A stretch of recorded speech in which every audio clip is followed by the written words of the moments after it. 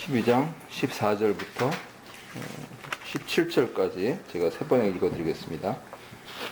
모든 사람과 더불어 화평하게 지내고 거룩하게 살기를 힘쓰십시오. 거룩해지지 않고서는 아무도 주님을 뵙지 못할 것입니다. 하나님의 은혜에서 떨어져 나가는 사람이 아무도 없도록 주의하십시오. 또 쓴뿌리가 돋아나서 괴롭게 하고 그것으로 많은 사람이 더러워지는 일이 없도록 주의하십시오. 또 음행하는 자나 음식 한 그릇에 장자권을 팔아넘긴 에서와 같은 속된 사람이 생기지 않도록 주의하십시오. 여러분이 알다시피 에서는 그 뒤에 축복을 상속받기를 원하였으나 거절당하였습니다. 그는 눈물을 흘리면서 구하였건만 회개할 기회를 얻지 못하였습니다. 근데 그게 이게 14절 말씀에 화평함과 거룩함을 따르라. 그러고 여기는 이것이 없이는 했는데 거기서는 거룩함이 없이는 아무도 주를 보지 못하고 그랬거든요. 지금 읽으신 분. 네.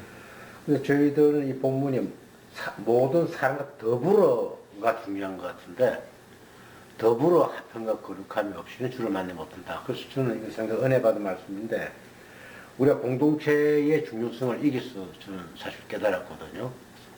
네. 모든 사람과 더불어 화평하는 거 이게 중요하지. 이것이 없이는 주를 보지 못한다. 그래서 혼자서 예배 보는 거하고 공동체에서 성도들과 같이 예배 보는 거 차이가 이게 있구나. 그런 생각이 했거든요. 네. 지금 읽으신 거는 거룩함이 없이는 아무도 주를 못 보는 이렇게 하길래 조금.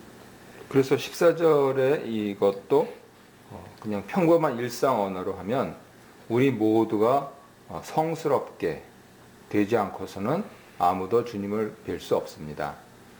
식구 내에서 나 혼자, 교회 내에서 나 혼자, 세상에서 나 혼자, 요즘 개인주의가 팽배하니까는요. 그렇게 성경이 가르치시는 것이 아니고 우리 모두 다 주님께 이르도록 우리에게 삶을 주시는 중요한 목적 중에 하나죠. 그래서 장로님 잘 지적해 주신 대로 공동체성이 전제된 것, 우리 지난 시간에 그 부분들 잠깐 언급하다가 끝났는데요. 그래서 이 거룩해지지 않고서는 이 부분들도 공동체가 거룩해지지 않고서는 그 공동체는 교회 입장에서 얘기하면 가족 그리고 교회. 루터란들은 거기다 이제 하나를 더하죠. 가정, 교회, 국가. 그래서 그 공동체가 거룩해지지 않고서는 아무도 주님을 뵙지 못할 것입니다. 이렇게 풀어서 읽으실 수가 있습니다. 좋은 지적이시고요. 거기 적혀 있는 대로 쭉 그냥 읽어 내려가면서 보충 설명하겠습니다. 14절, 16절은 한 문장 문법적으로요. 그래서 주절인 14절은 평화와 거룩함, 그것을 추구하라 이렇게 긍정적으로 권면하고 있고 15절, 16절은 조심하여라 하는 그러한 세 개의 분사구문, 더구나 하나, 둘, 셋 평행 분사구문. 그래서 원어로 하면은 메티스, 아무도 무엇이 없도록 어떤 것도 무엇 하지 않도록 이렇게 부정 권면하고 있습니다. 그러니까 14절은 긍정으로 15, 16절은 부정으로 하면서 말씀을 하시고 17절은 별도 문장인데 세 번째 부정 권면, 아까 세 개 평행 분사구문 거기서 세 번째 부정 권면에서 언급된 에서를 부가 설명한 것이다. 이렇게 문법적으로 분석할 수가 있습니다. 14절에서 경주자가 추구할 목표로 다른 사람들과의 관계, 이 부분들을 말씀을 하시죠. 일반 경주자들은 승리만을 추구하지만 믿음의 경주자들은 모든 이들과 더불어 이거를 추구를 하는 겁니다. 그래서 교회의 기본적인 덕목은 경쟁이 아니죠. 한국교회는 이 점에 있어서 상당히 좀 많이 찔리는 데가 많죠. 교회 버스 보내가지고 주일날마다 개척교회 앞에서 사람들 실어나르면 그거 어떻게, 저희 선치는 개척교회만 하셔가지고요. 순복음 중앙교회 들어오라는 것도 싫다 그러고 또 장로교로 가서도 그러고 아무튼 그래서 나름대로는 좀 고생 떡을 많이 먹었지만은 그런데 제일 속상한 게 그런 겁니다. 와서 버스로 데려가는 거. 그거를 생각을 안 하더라고요. 근데 오늘 히브리서를 보니까 모든 이들과 더불어 이것을 추구하는 것이다. 그리고 나아가서 그래서 분쟁을 피하는 것으로 끝나는 게 아니고 적극적으로 평화를 추구하는 겁니다. 우리 장로님은 이메일을 받으셨지만 이제 우리 노예 목회자 수련회가 연기가 됐거든요. 좀 네, 바쁘셔가지고 또 한편으로는 4월달에 행사가 너무 많아서 계속 좀 일정을 조정하는 부분들 얘기들이 사실 나왔었고 그런데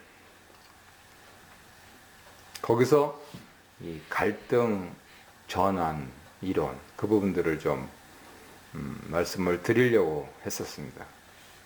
문제가 생기면 그거를 하는 게 아니고 평화로울 때 그거를 해야 됩니다. 왜냐하면 갈등, 갈이 뭐죠? 가리, 칙, 예, 등은? 등나무, 네. 그러면 칡하고 등나무가 같이 있으면 어떻게 됩니까? 꼬이지. 꼬이지요. 그런데 원래 하나님께서 만드신 모든 존재는 꼬이게 돼 있습니다. 아이고. 그게 안 꼬이면은 안 꼬이는 데가 한 군데 있습니다. 마크 트웨인은 그렇게 직접적으로 얘기를 안 했지만 마크 트웨인의 얘기를 원형해서 제 표현으로 쓰자면은 안 꼬이는 데 한 군데가 있습니다. 네. 공동묘지입니다. 거기는 그냥 이렇게 일자로 다 이렇게 돼 있습니다. 그런데 그 울타리를 넘어서 밖에 있잖아요. 그러면 다 꼬입니다. 아니 부부 사이도 꼬이는데 그 부모와 자녀 사이도 꼬이는데 남과 남이 꼬이는 건 당연한 겁니다. 그거는 그게 당연하다 하는 거를 받아들여야 되는 거고요. 어쨌든 그래서 우리가 어떤 의미에서는 좋을 때 내 감정이라든가 여러 가지 상황이라든가 이런 부분들이 안 좋아진다면 나는 어떻게 할까 하는 부분들을 연습을 해내야 됩니다. 그러려면은 평화를 적극적으로 추구를 해야 되죠. 알았지? 우리는 무슨 일이 있어도 이렇게 하면서 그러면은 왜 한번 우리 모의 상황을 해보자고. 너하고 나하고 이런 이슈가 있는데 너는 어떻게 접근하겠니? 그러면 얘기하다 보면 한국 사람들 언성 높아지죠. 그런데 그런 부분들을 자꾸만 얘기하면 이제 지혜가 생기는 겁니다. 그래서 그 유대인들은 하브루타를 통해서 굉장히 언성을 높이죠. 근데 실제로는 그렇게 언성을 안 높이죠. 거기서 연습을 다 했기 때문에 아주 그냥 큰 금액이 왔다 갔다 하면서 아주 쉽게 결론을 냅니다. 그래서 나름대로의 평화 추구 방법을 굉장히 연습을 하는 민족인 것 같아요. 그런데 성경은 그것을 넘어서서 그렇게 금전이 개입되지 않고도 마음으로 평화를 추구하는. 그래서 마태복음 5장 9절을 보면 예수님은 평화롭게 하는 자의 복에 대해서 말씀하셨습니다. 화평케 하는 자는 복이 있나니. 그리고 로마서 12장 18절에서 사도 바울은 세상 모든 사람과 평화라. 근데 어떤 게 좋으십니까? 화평, 화목, 평강, 평안, 평화.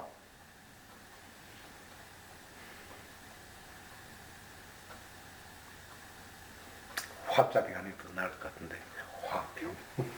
예. 화자가 더불어. 교회 용어로는 장로님 말씀하신 대로 그런 부분들을 선호를 하고요. 세상 사람들하고 가치관을 공유할 때는 교회는 평화라고 얘기를 해줘야 됩니다. 평안하세요. 이렇게 얘기하면 세상 사람들은 움찔합니다. 가만히 생각하면 그거는 교회 용어예요. 일상생활에서 안 쓰는 말입니다. 평안하세요. 평안하시죠? 이렇게 해서. 그런데 평화주의, 이건 세상 사람도 무슨 뜻인지 압니다. 그래서 우리 예수님을 안 믿는 사람들도 왜 예수님을 존경하느냐? 바로 이 평화. 더구나 그 앞에 조금 무시무시한 단어를 붙여서 비폭력 평화. 그래서 세상 사람들이 예수님에 대해서 관심을 갖는 부분이 바로 이 평화 부분입니다. 히브리서 저자는 거기에서 공동체 안의 화합, 이런 부분들에 초점을 맞춰 나갑니다. 13장 1절 이하에서 그 부분이 나옵니다. 그러니까 갈등 전환 이론이라고 하는 것은 유사시 공동체가 화합하는 그러한 부분들을 어떻게 연습할까. 그런데 유감스럽게도 우리 장로교는 단칼에 배버렸습니다. 항상 무자르듯 기냐 아니냐. 그래서 기면 우리 편, 아니면 적군, 이렇게 그렇게 했는데 그 얘기를 하려고 아예 시도조차 안 하는 것이 요즘 뭐 장로교나 순복음이나 다 비슷비슷한 상황에서도 막상 일이 닥치면 그렇게. 그래서 비근한 예로 교회일 그러면은 목사님이 잘못했느냐, 애들은 무슨 죄가 있어요? 애들 얘기는 안 합니다. 그 교회 유지가 잘못했느냐, 이렇게 판단합니다. 그러니까 아빠가 잘못했냐, 엄마가 잘못했냐, 이렇게 생각하는 거죠. 그런데 아빠, 엄마가 둘 중에 한 사람이 잘못했을까요? 잘했으면 두 사람 다 잘했고, 잘못했으면 두 사람 다 잘못했겠죠. 그러면은 그렇게 생각한다면 어떻게 다시 화합하고, 아니 뭐 화합 이전에 봉합하고 그리고 같이 살도록 할까 하는 이 부분에 대해서 고민을 해야 되는데, 이상하게도 교회 얘기가 되면은 이 평화 부분이 딱 잘라집니다. 현재 진행형인 교회들도 많이 있습니다. 그래서 가슴 아픈 일도 많이 있고요. 그 지나고 나면 그냥 왜 그랬을까 이런 생각도 있는데, 한번 엎드려짐으로 어떻게 하라고요? 그래서 우리가 칙과 등이 서로 얽혀가는 부분들이 대단히 자연스러운 상태고, 그것이 약간의 긴장을 가지고 우리 개인과 조직, 사람과 공동체가 더 발전할 수 있는 쪽으로 에너지가 추구될 수 있도록, 교회용어로 하자면은 성령의 역사가 일어나도록, 세상 사람들이 이해하는 방식으로 하자면 평화가 유지되도록, 그렇게 지혜를 짜는 것, 이게 기독교 정신인 거죠. 나아가서 거룩함인데, 거룩함은 하나님을 전제로 합니다. 출애굽기 33장 23절 보시면 볼 수도 없고 보이지도 않으시는 하나님이에요. 그리고 세상 끝에 보게 됩니다. 예수님께서 이 평화를 말씀하시면서 마태복음 5장 8절에서 하나님을 본다 그랬습니다. 근데 우리는 이것이 실제 상황인 걸 알아요. 하나님 아버지를 보면 죽죠. 그래서 우리는 누구를 보냐면 십자가상에 하나님의 아들을 봅니다. 그분이 하나님이시다고 그분의 제자가 요한복음에서 써줬고요. 그래서 그 하나님을 통해서, 그 예수님이라고 하는 렌즈를 통해서 어미하신 하나님을 봅니다. 그래서 우리는 예수교예요. 고린도전서 13장 12절에도 있고요. 요한일서 3장 2절에도 있고요. 요한계시록 22장 4절에도 있습니다. 세상 끝에는 봅니다. 그런데 보고 안 죽으려면 어떻게 되느냐? 거룩해야 됩니다. 그래서 하나님께서는 처음부터 내가 거룩하니 너희도 거룩하라. 예수님은 그것을 어떻게 풀어주셨냐면 내가 완전하니 너희도 완전하라. 이렇게 산상수훈에서 풀어주신 것이죠. 그래서 이 거룩함이 없다면 하나님을 볼 수가 없다. 바로 그렇기 때문에 이미 거룩하게 된 수신자들이 어떻게 거룩해요? 예수님의 보혈로서. 이 예수님을 통해서 들어가는 겁니다. 그래서 이미 거룩하게 된 수신자들이 계속 추구해서 드러내야 할 그 거룩함. 평화, 거룩함. 둘을 제시를 하죠.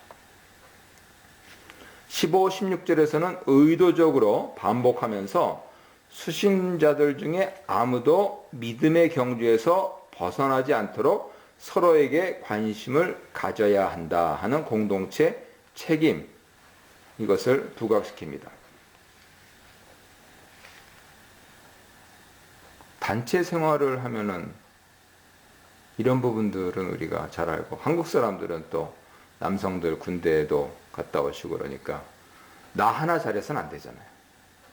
근데 내가 못하면 전체가 또 안 되잖아요.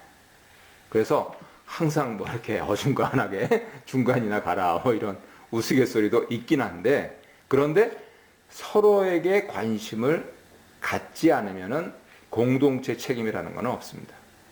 그래서 조금 요령이 있고 또 방법을 아는 사람들이 약한 사람들을 위해서 더 져주죠, 그거를.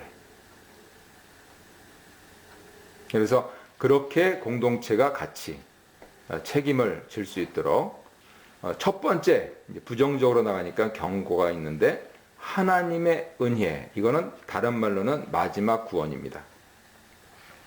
거기에 이르지 못하는 자가 아무도 없도록 서로 관심을 가져라 말씀하시고요.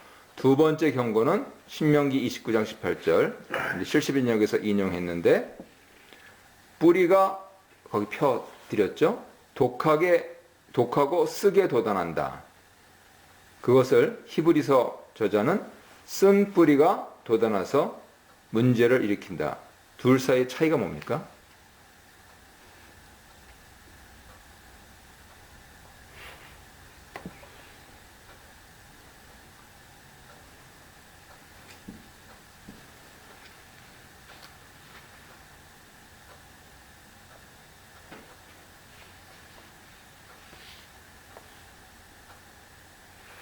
앞에 거는 돋아난다라고 하는 부분만 돼 있지, 그것이 문제 일으킨다는 내용은 없는 것 같은데, 히브리서에서는 돋아나서 문제를 일으킨다, 두 단계가 있는 것 같은데. 예. 그 공동체에 대해서 지금 계속 전제를 가지고 말씀을 하시기 때문에 70인 역에서 원어로는 엔콜레 그러는데요. 이 쓰게 혹은 독하게 이겁니다. 그것이 단어가 바뀌었어요. 엔콜레가 에노콜레로. 그래서 문제를 일으키다. 이걸로 변형이 됐습니다. 그러니까 쓰다, 이것이 문제를 일으키다, 이렇게 바뀐 겁니다. 결과적으로 내용은 같죠. 모든 뿌리는 쓰잖아요. 단뿌리 있나요? 칡뿌리. 예, 저 칡 그거 아주 그냥 욕심껏 먹다가 고생 많이 했어요. 쌉싸름하지. 예, 쌉싸름하죠. 예. 그렇지만 다른 뿌리에 비해서는 확실히 단 거는 사실이네요. 네. 그래서 내용은 비슷한데 강조를 위해서 쓰다를 문제가 일어나다, 이렇게 워드 플레이를 한 겁니다. 이제 이 헬라어를 쓰는 사람들이 들을 때 엔콜레 하는 거하고 에노콜레 하는 거하고 비슷하지만 확 다가오는 게 달라지거든요. 그래서 그 뒤에 설명드렸듯이 잡초 뿌리 하나가 온 잡초 문제를 일으키죠. 이제 여름이 다가옵니다. 뭐 이제 야단 났습니다. 오늘 좀 비가 오니까 새들이 그냥 마당에 쫙 앉아 있더라고요. 지렁이 먹으려고요. 그런데 어느 마당에는 안 앉아 있어요. 하도 뿌려대가지고. 네. 네. 그래서 참 저희는 환경을 보호하는 집이구나 하는 거를 또 이렇게 다시 한번 알았는데요. 근데 이제 여름이 되면 걱정되는 겁니다. 이제 온갖 잡초들이 이제 이렇게, 그거는 장로님께서 오실 때마다 포크로 그냥 이렇게 해주시는데도 이 해가 갈수록 더해집니다. 아유 정말. 그 콧잔치가 안 좋아. 그거 뿌리면 전부 잡수요. 그래요? 네. 섞여 있는 것 같아요. 예, 잡수셔. 아주 그거 뿌리는 다 그래.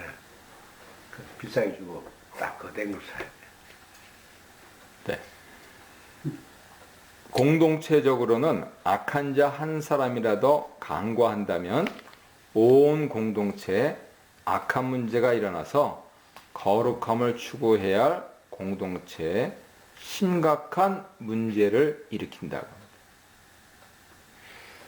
이게 참 어려운 얘기네. 굉장히 어렵죠.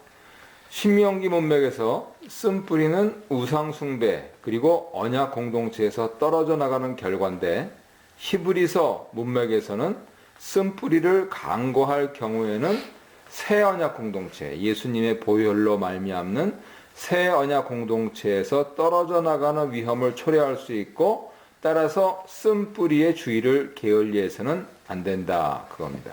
근데 이거를 갈등 상황에서 보면은 쓴 뿌리를 제거한다. 그러면 우리 장로교 입장에서는 잘라버리면 되죠. 뽑아내.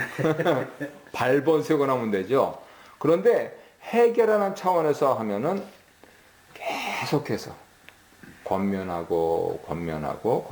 그래서 마태복음 18장 상황이 장로교에서는 그게 소위 말하는 7위 본문입니다.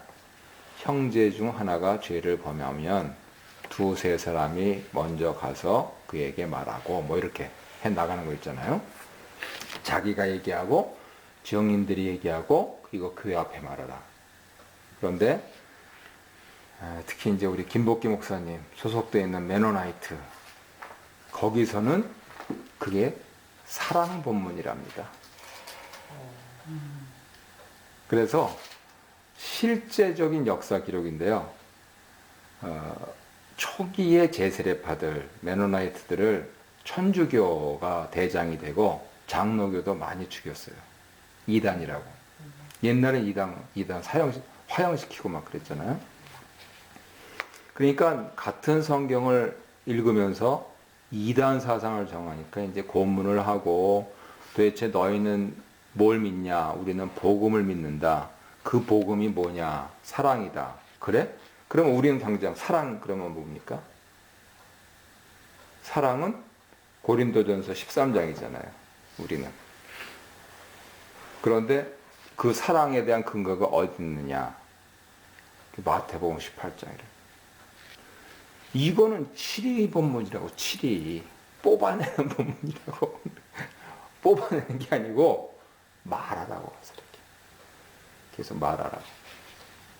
그래서 아주 좀 다른 교회 전통을 발견을 많이 하고 그러고 또 많이 배웠죠. 그러면 지금 여기서는 14절의 화평이라고 하는 부분과 15절의 선뿌리를 갖다가 주의하라는 내용하고는 결국은 둘이가 상충되는 내용이잖아요. 그럼 이 부분을 어떻게 받아들이는 게 제가 얼핏 보기에는 예수님 말씀하신 그 18장 내용이 사랑 본문을 받아들이는 게 맞다고 보이는 게 얼마큼 용서를 해야 됩니까? 라고 했을 때 뭐 이런 분에 70분도 하라고 그랬는데 근데 선뿌리를 이제 해석을 지금 여기서 하신 내용을 보면 굉장히 좀 독뿌리, 독선, 독이 있는 이런 부분에 대해서는 주의해야 된다라고 되어 있는데 그것이 주의라는 게 어떤 액션을 취해야 되는 게 맞는 건지 좀 애매할 수도 있겠네요. 그게 마태복음 18장, 15, 17장 거기더라. 그러니까 한 분 가고 두 분 가고. 그러니까 그렇게 해석하는 게 맞아 보이는데 그래서 우리 이제 21세기 현 생활에 적용을 하면은 나하고 같이 공동체 생활을 하던 형제가 명백한 이단의 교리를 가지고 나하고 한 교회에서 생활을 하려고 한다면 이단 교회로 가지도 않고 네. 우리 교회에 와서 그 이단 사상을 계속 전파하면서 명백한 이단이에요. 네. 온 교회가 인정한. 네. 저 사람이 뭐 말을 실수한다 그게 아니고 네. 그렇게 된다면 쓴뿌리죠. 네. 그래서 그것은 3번입니다. 1번, 2번, 3번. 형제여, 그리스도께서 당신을 위하여서 죽으신 것을 제가 믿습니다. 그렇지만 나는 당신과 함께 있을 수가 없습니다. 우리 교회를 떠나주십시오. 이거를 사랑의 말로 하는 거예요. 그런데 저 친구가 마음에 안 들어. 그거는 말할 필요가 없는 겁니다. 그 마음에 안 드는 거는 내 마음이고. 네. 예. 그러니까 이게 이제 뭐 보통은 이제 얘기하는 게 아까 전자에 말씀하신 그런 내용이 이제 사랑으로 얘기한다고 하지만 그거는 누구나 들었다 아는 부분에 대해서 이제 사실 그렇게 이제 되면은 실제 교회 내에서 제가 오늘도 교회 다닐 때도 그 우리 순에도 그런 분이 계셨거든요. 신천지 그분이 신천지 오셨던 분인가? 그 설명하는 내용들이 이제 많이 틀리죠. 근데 본인이 이미 그 마음의 밭이 이미 황폐가 되어 있다는 걸 그때 짧은 눈으로도 이렇게 느낄 수가 있었어요. 뭐 말씀에 대한 올바르게 이해하기보다는 자꾸 이상한 쪽으로 해석이 되고 막 이러는데 그런 부분들이 좀 아무리 사랑의 표현을 돌려서 얘기를 한다고 해도 쉽지는 않을 거라고요. 그 사람이 직접적으로 자기 보고 뭐라 하는 내용인데 누가 느끼는가에 따라 그게 매가 될 수 있고 누가 사랑이 될 수 있는 내용이니까. 예. 또 그런 존재들을 집요하다고 예. 통진당 예. 작가들처럼 시독하다고 그럽니다. 네. 진짜 그 신현리 보세요. 그런 얘기를 할 수 있는 사람은 거의 예수님과 흡사한 그런 분이 가셔야 되는데 그런 분이 계시냐는 문제죠. 네. 그 현실에 그 문제가 네. 있습니다. 그래서 이 갈등에 대한 이 테스트를 많이 해야 돼요. 근데 우리는 사실은 무방비 상태죠. 이 북미 상황에서 또 다른 잠복되어 있는 이슈는 동성애 이슈입니다. 네. 동성애 크리스천? 우리는 받아들이기는 힘들어하는데 그냥 말 그대로 동성애 크리스천이 우리 교회를 나오고 싶어 한다. 얼마 전에 그 미국에서 목사 여자분이 목사인데 동성애를 통해 가지고 그 이슈를 제가 본 적이 있거든요. 네. 그거 한인교회는 사실 소수민족 교회라서 별로 이슈가 안 되고 우리 문화 자체가 쉬쉬 문화잖아요. 우리 집에 이렇게 있으면 쉬쉬지 이거를 뭐 미국 이쪽 캐나다 사람들처럼 나하고 내 자식은 다르고 내 자식이 그렇다는데 그거는 소위 이 사람들이 그 잘 나가는 영어라면 섹슈얼 오리엔테이션인데 그걸 내가 어떻게 하라고 이제 이렇게 하면서 휴먼 라이트다 이거는 그렇게 얘기를 하거든요. 그래서 이거는 굉장히 반복되어 있는 이슈고 PC USA는 통과가 됐습니다. 네. 그래서 그런 차원에서 이게 어느 하나 뭐 이제 이단 문제는 이거는 뭐 교리 문제고 세상 사람들은 사실 관심도 없어요. 그런데 동성애 문제 이건 세상 사람들 관심 많습니다. 그래서 교회가 그러한 갈등 상황을 어떻게 지혜롭게 여기서 지혜롭게는 사랑으로 처리를 해나가는가 하는 부분들이 말세의 시험당할 아주 대단히 중요한 내용들이 될 거고 쓴뿌리 부분은 만약에 내가 마음에 안 들어있는 사람이 있다 했을 때는 지금 문맥은 아주 강력한 분명한 가시적인 이단이라면은 그 공동체 안에서 변질된 그 형제가 쓴뿌리지만 내가 내 마음이 속상해서 그렇다면은 내 속에 쓴뿌리가 있는 겁니다. 그거를 또 구분을 하셔야 되죠. 그래서 적극적인 평화를 어떻게 내가 추구할 것인가. 그거를 가정에서부터 훈련해야 되고 교회에서 훈련해야 되고 참 이렇게 생각하니까 또 갈 길이 멀죠. 아무튼 히브리서 저자는 그렇게 두 번째 말씀을 했고요. 세 번째 경고, 권면적인 경고는 음란함 그리고 에서와 같이 속된 자, 음란한 것과 속됨 이 두 가지 위험을 지적을 합니다. 음란함은 포르노스, 우상숭배, 성적 부도덕입니다. 그래서 수신자 공동체의 성적 순결 이 부분들에 대해서 직접적으로 연관이 되고요. 나중에 13장 4절에 나옵니다. 그리고 속됨, 이거는 영적 가치를 분별하지 못하는 짧은 안목입니다. 세속적이다 라고 하는 것은 영적 가치를 분별하지 못하는 아주 짧은 안목. 그래서 신체 배고픔을 해결하려고 먹으면 없어질 한 끼 음식에 하나님의 영원한 기업을 2배로 받게 되는 자기 장자권을 팔아버린 에서를 예시합니다. 이처럼 속된 가치관에 따른 행동이 얼마나 심각한 결과를 초래하는지 장자권의 가치를 전혀 모를 리가 없는 에서를 다시 예시하면서 17절에서 강조를 하고 있는 거죠. 너희가 아는 대로 그가 후에 축복을 상속받기 원하였을 때 거절당했다. 창세기 본문은 형제에게 붙어서는 복은 받았습니다. 그런데 히브리서 저자는 그 정도로는 하나님 백성으로 받아들여지는데 부족하다고 판단해서 거절당했다 표현하는 것이죠. 흔히 얘기하듯이 이렇게 뒷공문이 잡고 간다. 그런 건 없다는 겁니다. 하나님과 내가 악수해야 합니다. 나아가서 거절한 주체는 이삭이 아니고 하나님이라고 하는 거죠. 17절 하반절에서는 거절당한 내용을 구체적으로 기술하는데 눈물로 누가요? 에서가 축복을 갈망했지만 회개할 기회를 얻지 못했다. 하나님 좀 너무하시지 않나요?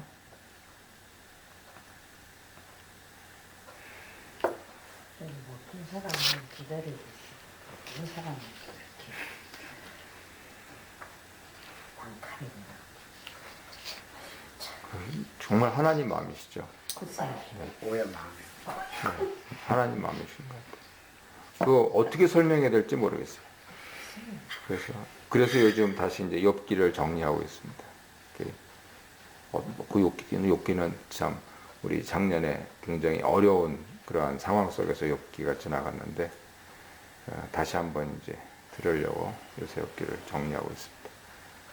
이 창세기 본문에서는 에서가 축복을 갈망하면서 온 것을 2번 언급합니다. 그럼에도 그에게는 회개 기회가 주어지지 않았습니다. 그러면 회개는 누가 하는 건가요? 운 거는 회개인가요? 회개할 기회를 얻지 못한 거는 하나님이 기회를 안 주셨나요?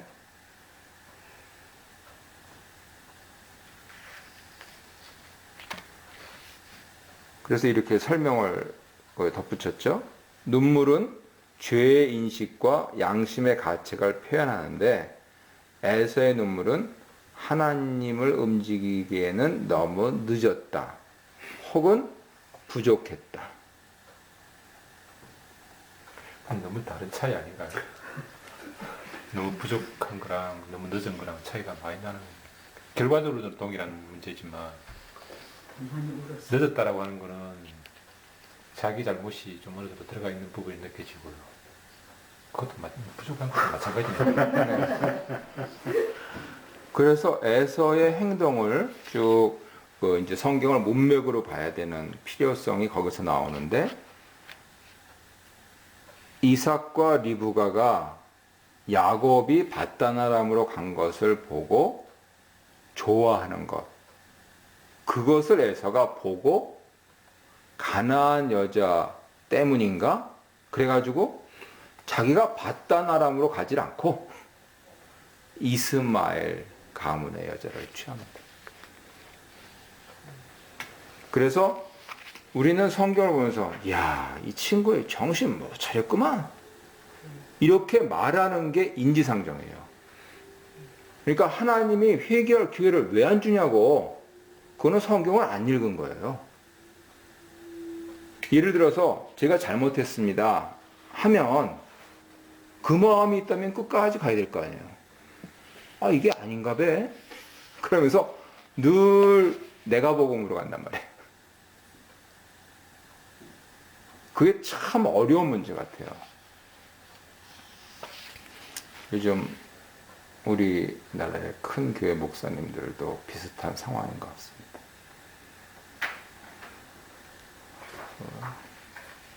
우리 최배달 선생님 일대기를 그린 만화책을 본 기억이 나는데요. 그 깡패하고 맞짱을 떠서 그냥 젊은 기운에 슬쩍 건드렸는데 그 사람이 죽었습니다. 무도인이 이제 이게 참 이렇게 무술을 닦아서 근데 그게 진짜 그 무시무시한 거잖아요. 그분이 극진 공수도 장시자시잖아요. 그냥 건드리면 죽는 겁니다. 근데 자기 양심의 가책 때문에 견딜 수가 없어가지고 그 깡패 가족을 찾아갑니다. 부인도 아들도 막 그냥 농기구로 때리고 가라고 그러고. 그런데 거기서 자기가 용서를 받을 때까지는 안 내려오겠다 해서 눈썹을 밀고요. 소처럼 삽니다. 그렇게 세월이 지나서 그 부인하고 아들이 이 사람을 이제 가족 아닌 가족으로 저 사람이 정말 참회했구나. 우리 아버지, 우리 남편을 죽인 사람이지만 저 사람은 사람이구나 하는 걸 하고 용서를 해줍니다. 그 용서를 받고 내려와요. 용서를 가르치는 기독교는 안 그러죠. 그래서 그런 차원에서 에서를 보면 조금 참조가 될지 모르겠습니다. 조금 해보다가 하는 것이 아니고 그냥 아 이게 아닌가 보다 그러면 쭉 가야 됩니다.